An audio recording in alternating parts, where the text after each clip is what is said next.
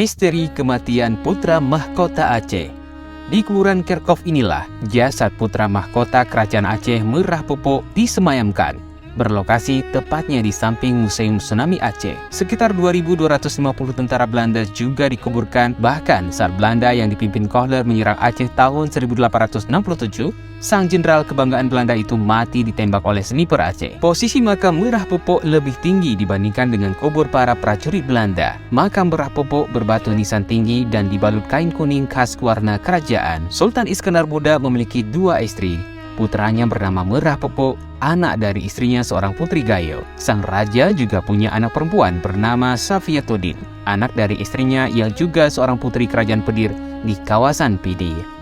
Merah Pupuk merupakan pria tampan, anak kesayangan Sultan Iskandar Muda. Pada usianya yang masih muda belia, ia dipersiapkan menjadi sultan pengganti dirinya. Sang ahli waris tahta raja itu juga mahir menunggang kuda dan cerdas cekatan. Namun harapan Sultan kandas setelah seorang perwira Aceh menjumpai Sultan Iskandar Muda dengan membawa berita bahwa sang putra mahkota telah berzina dengan istrinya yang saat itu sedang bertugas melatih para tentara Aceh. Perwira bertekuk lutut di hadapan raja sebab ia telah membunuh istrinya yang berbuat asusila, sedangkan Merah Pupuk dibiarkan hidup dan diserahkan pada Sultan. Perwira tak ingin mengeksekusi anak Sultan, justru ia menyerahkan semua keputusan kepada Iskandar Muda. Akhirnya Sultan Iskandar Muda dengan berat hati menghukum Merah Pupuk dengan hukuman pancung.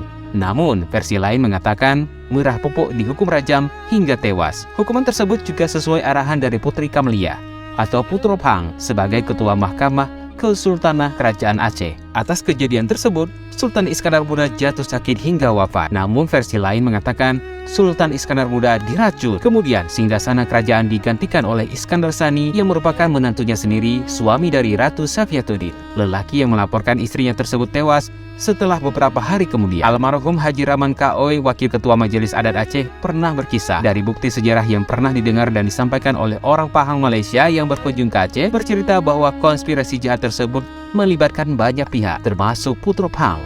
Bisa dikatakan dendam lama musuh kerajaan Aceh yang berhasil ditaklukkan masa kerajaan Aceh Sultan Iskandar Muda membuat Portugis tidak menyerah untuk mengatur siasat licik untuk meruntuhkan kerajaan Aceh zaman Sultan Iskandar Muda. Setelah Ratu Safiatuddin berhasil membongkar kebenaran tersebut, lalu ia menyampaikan kebenaran tersebut kepada Tuhapet Kesultanan dan ke seluruh menteri kerajaan Aceh.